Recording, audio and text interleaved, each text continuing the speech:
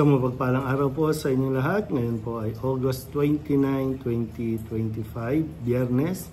At ngayon po ay ginugunita natin ang pagpapakasakit ni San Juan, ang tagapagbinyag, martir.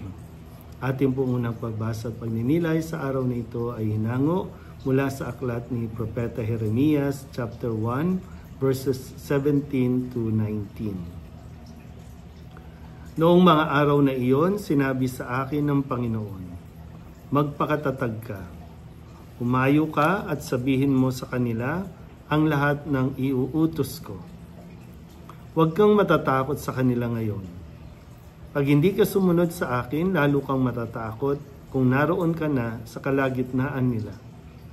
Pakinggan mong mabuti ito, Jeremias.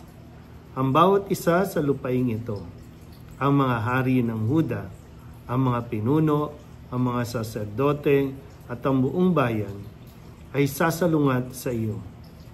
Ngunit gagawin kitang sintibay ng isang lungsod na nililigid ng mga muog, sintatag ng haliging bakal o pader na tanso. Hindi ka nila matatalo sapagkat ako ang mag-iingat sa iyo. Akong Panginoon ang nagsasabi nito. Ang salita ng Diyos. Muli po, isang mapagpalang araw sa inyong lahat at ngayon po ay Biyernes at ating pinagdiriwang ang kapisahan ng pagpapakasakit o pagkamatay ni San Juan. 2 beses natin siyang ginugunita at ipinagdiriwang sa kada taon. Una ay ang kanyang pagsilang tuwing June 24. At ngayon naman, August 29 ay ang pagkamartir ni San Juan Bautista.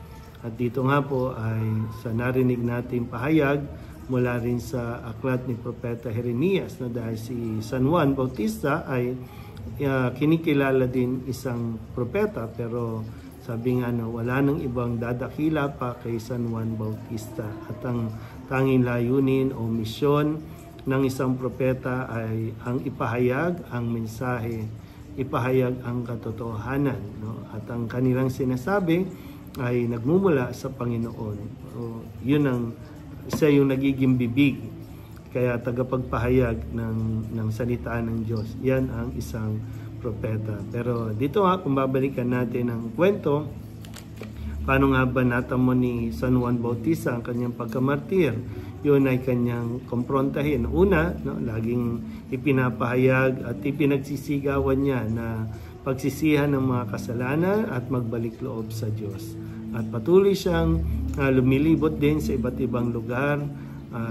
Gaya nga ng propesiya ni Jeremias, na haharap siya sa mga pinuno, sa mga hari. Pero yun nga, huwag siyang matatakot. Ganun din ang nangyari kay San Juan. Pero hindi siya natakot na kanyang pagsabihan ang si Haring Herodes at si Herodias na hindi tama ang kanilang pagsasama dahil si Herodias nga ay asawa ng kapatid ni Herodes na si Philip.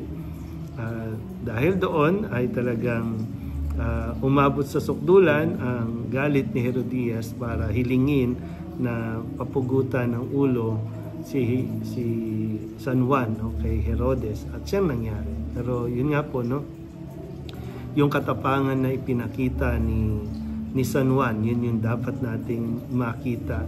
Hindi katapangan yung